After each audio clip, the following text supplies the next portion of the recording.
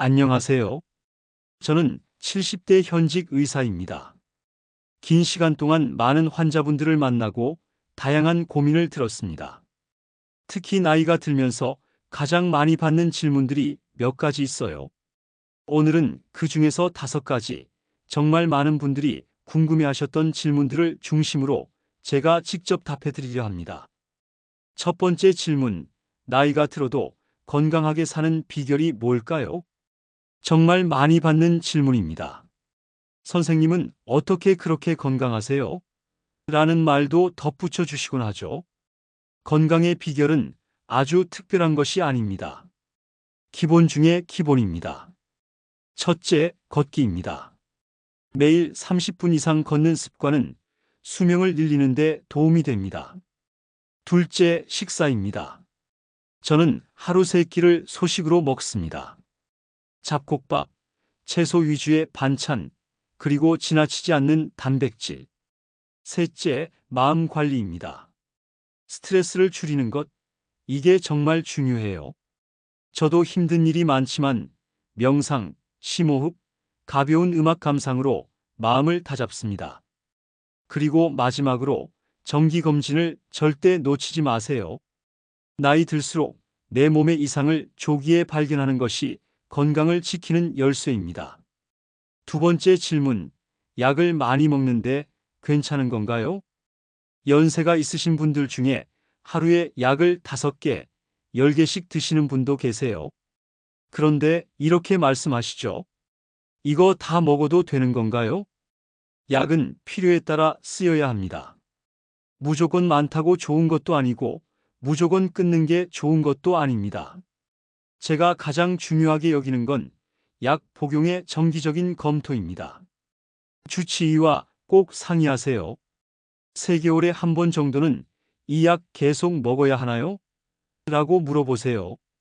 필요 없는 약을 줄일 수 있고 대신 꼭 필요한 약은 놓치지 않을 수 있습니다. 또 한 가지, 건강보조식품을 너무 많이 드시는 분도 많습니다. 어떤 분은 영양제만 8가지 드시더라고요. 그중 절반 이상은 굳이 필요하지 않은 경우도 많아요. 세 번째 질문, 치매를 예방할 수 있나요? 이 질문도 정말 자주 받습니다.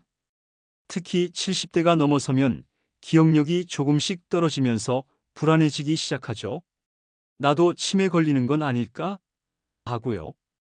치매는 누구에게나 올 수 있지만 예방할 수 있는 요소도 분명히 있습니다. 첫째는 두뇌 활동입니다. 매일 퍼즐을 푸시거나 책을 읽거나 일기를 쓰는 것만으로도 도움이 됩니다. 둘째는 사회적 관계 유지입니다. 친구들과의 만남, 이웃과의 대화, 이런 활동이 뇌를 자극해 줍니다. 셋째는 운동입니다. 뇌 혈류를 좋게 하기 위해서는 꾸준한 유산소 운동이 필수예요. 걷기, 수영, 가벼운 스트레칭 모두 좋습니다. 실제로 제가 진료하는 환자 중에서도 운동하고 사회 활동하시는 분들은 기억력 저하 속도가 훨씬 느렸습니다.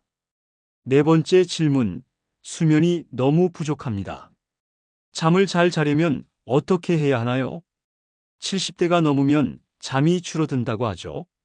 그런데 문제는 자주 깨고 새벽에 너무 일찍 깬다는 겁니다.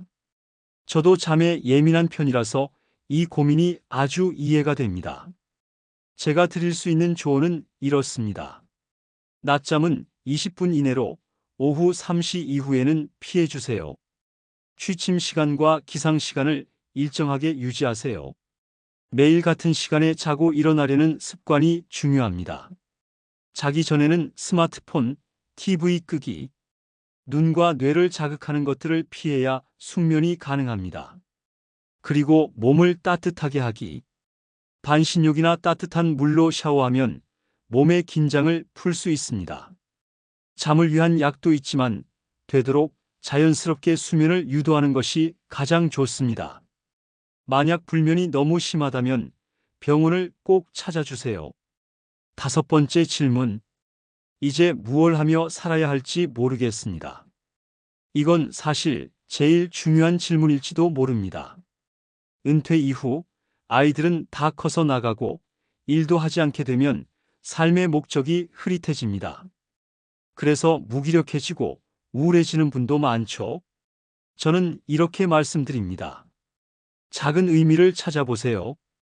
텃밭을 가꾸는 것도 좋습니다.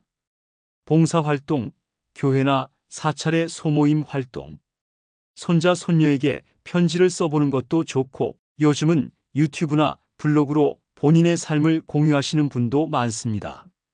무엇보다 중요한 건 하루에 딱 한 가지라도 내가 하고 싶은 일을 스스로 정해서 해보는 것입니다. 작게 시작하면 됩니다. 그리고 주변 사람들과 함께하면 더 좋습니다. 추가로 몇 가지 사례를 설명드리겠습니다. 첫 번째 사례는 무릎 통증을 참다가 수술로 이어진 사례입니다. 제가 예전에 진료했던 74세 할머니 한 분이 계셨습니다. 무릎이 아프다는 걸 수년째 참고 계셨더라고요. 이 나이에 어디 안 아픈 데가 있나요? 하시며 그냥 파스 붙이고 조금 쉬면 낫겠지 생각하셨답니다. 그러다 어느 날은 시장에서 계단을 내려오다가 주저앉듯 넘어지셨어요. 진찰해보니 무릎 연골이 거의 닳아버린 상태였고 결국 인공관절 수술까지 받으셔야 했습니다. 수술도 고생이었지만 수술 후 재활이 힘드셔서 일상생활로 복귀하는 데만도 거의 반년이 걸렸습니다. 이분이 그때 하신 말씀이 아직도 기억납니다. 왜 좀 일찍 병원에 와서 진찰을 받지 않았을까요? 괜히 민폐 끼칠까봐, 돈 들까봐 미루기만 했어요. 사실 이 말씀이 많은 어르신들의 마음을 대변하는 것 같습니다. 두 번째 사례는 외로움이 건강을 무너뜨린 76세 남성분의 사례입니다. 76세 되신 혼자 사시는 할아버지 한 분은요, 몸이 아픈 건 아닌데 계속 병원을 찾으셨습니다.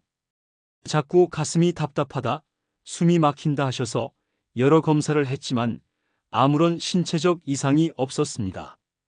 그런데 나중에 알고 보니 배우자와 사별하신 후 하루 종일 누구와도 말을 하지 않고 지내셨던 겁니다. 아침부터 저녁까지 TV 소리만 켜놓고 계셨고 밤에는 외로워서 잠을 거의 못 주무셨대요. 결국은 만성 우울증으로 진단되었고 상담과 치료를 시작하면서 조금씩 표정이 돌아오셨습니다. 이 사례에서 우리가 알 수 있는 건 외로움도 병이 될 수 있다는 겁니다. 노년의 정신 건강은 생각보다 훨씬 중요한 문제입니다. 세 번째 사례는 건강검진을 미루다가 큰 병이 발견된 68세 여성분의 사례입니다. 68세 여성 환자분이 있었는데요. 건강검진을 한 번도 받아본 적이 없다고 하셨어요. 젊을 땐 바빠서 못했고 나이 드니 무섭고 귀찮아서 안 하셨다고요. 그런데 어느 날 복통이 심해져서 병원을 찾으셨고 검사를 해보니 대장암 3기였습니다. 이분은 말씀하셨어요. 그냥 배가 좀 더부룩한가 보다 했어요. 설마 내가 암일 줄은. 사실 이분처럼 설마 나한테?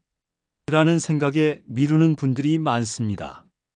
조기 검진만 했어도 수술 없이 내시경으로 끝났을 수도 있었던 병이 치료 기간이 길어지면서 생활까지 바뀌게 된 안타까운 사례였죠.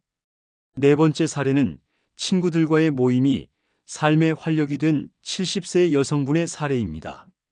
반대로 좋은 사례도 있습니다.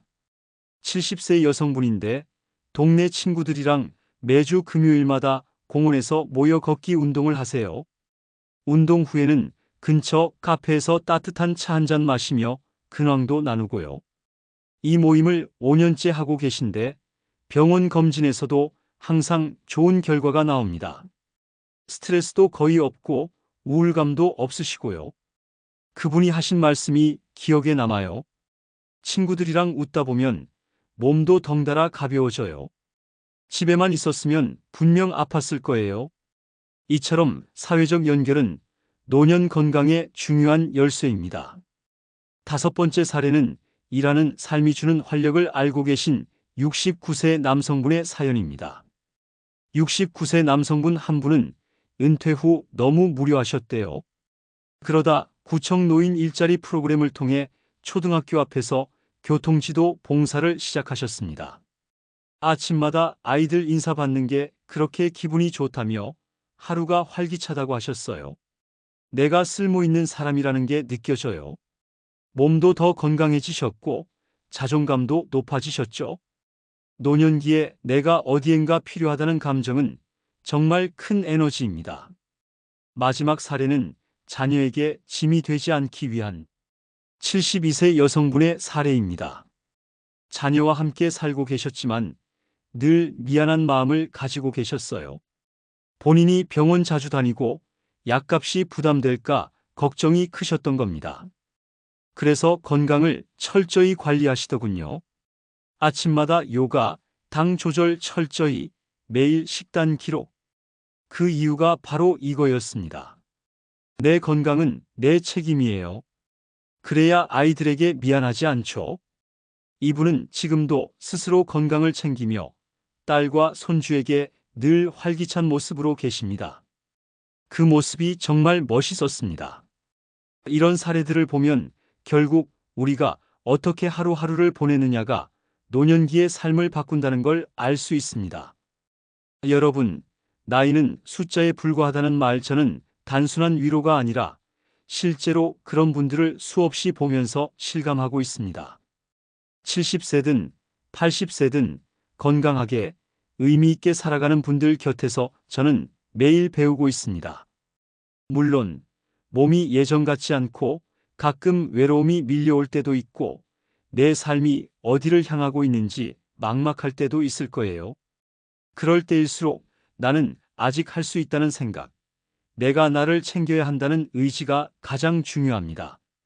오늘 제가 드린 5가지 질문과 그에 대한 이야기가 여러분의 마음에 작지만 단단한 씨앗 하나가 되었으면 좋겠습니다. 지금부터라도 늦지 않았습니다. 오늘이 가장 빠른 시작입니다. 건강은 하루아침에 바뀌지 않지만 오늘 하루가 쌓이고 쌓여 여러분의 인생을 완전히 바꿔놓을 수도 있습니다. 그리고 혹시라도 혼자라고 느껴지실 때 제 이야기가 작은 위로가 되기를 바랍니다.